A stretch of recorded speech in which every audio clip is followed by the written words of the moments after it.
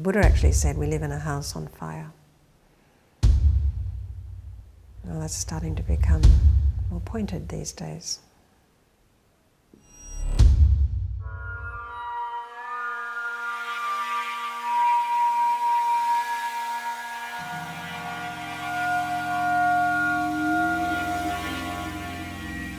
Mother Earth is trembling, and the animals are sacrificing themselves everywhere to try and get us to wake up.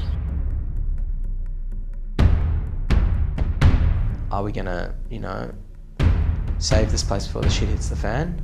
My honest response would be, I don't know. It's gonna be very, very challenging. What if as a species, the process of this amazing incarnation of the planet that we have been lucky enough to be part of, if its dying is the only thing that wakes us up? We're all aware that human populations and consumption patterns are not sustainable.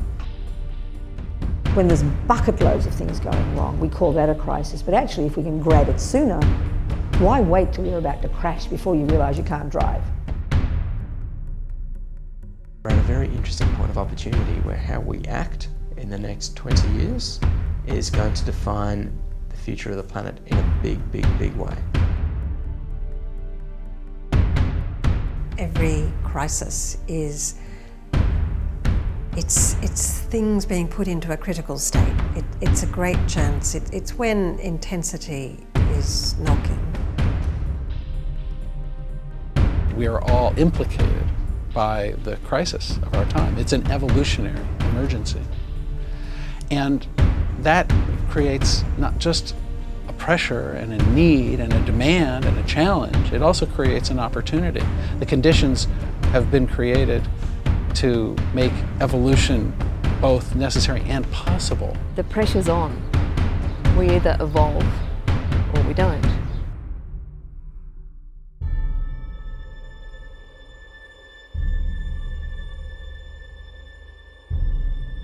The outward crisis of our time is also an inner crisis. But it is not mainly an inner crisis or mainly an outer crisis. We're all in a crisis, it's just a question of degree. We're all neurotic, we're all crazy, it's a question of degree. If we don't do our inner work and inner transformation, and we don't sort of see into the roots of our mind and who we are as human beings, then we will continue to create the same old dramas, the same old issues, the same old mess in our social, political and environmental organisations and structures all over again. And so it really requires an inner waking up and an inner work as much as the outer work. One without the other is not going to be enough. I think that if everybody cleaned up their stuff, then we wouldn't have this, we just wouldn't have this situation. Whatever I see in the world, I can recognise myself. That's already very, very wholesome, We must dig up those landmines of greed, hatred and ignorance in our own heart and mind. Otherwise we will not solve the outer problem.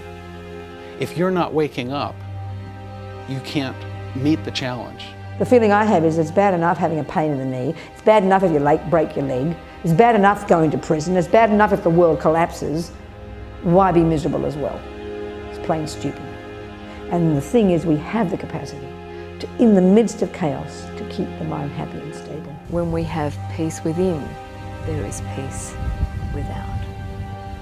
So this planet is never going to have peace unless people are peace.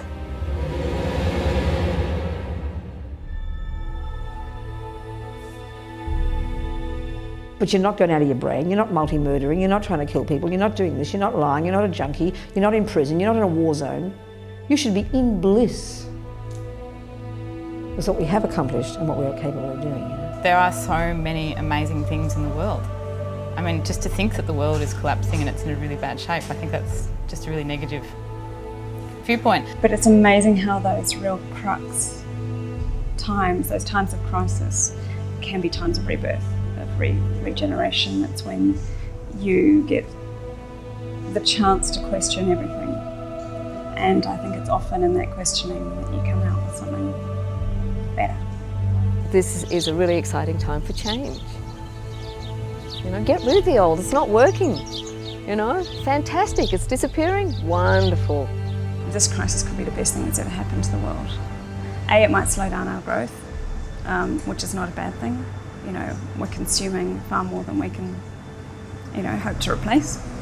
So all the things that are happening in the world at the moment, yeah, I think it's kind of exciting. It's like, pig oil's going down, that means the electric car's coming out soon. Finally, the electric car, that means hydrogen's going to come around. And I think it might make people buy locally again. Carbon prices, carbon trading, we'll actually see some solar panels. This is exciting in a way, that we can step up to the plate here and do something. It's just up to us to find new solutions and work more in harmony with the mother. Just wake up, do your practice, get on with it. And no matter what happens, stay positive. There's nothing between us and waking up. We can wake up right now. Wake up. Right now. Nothing else matters.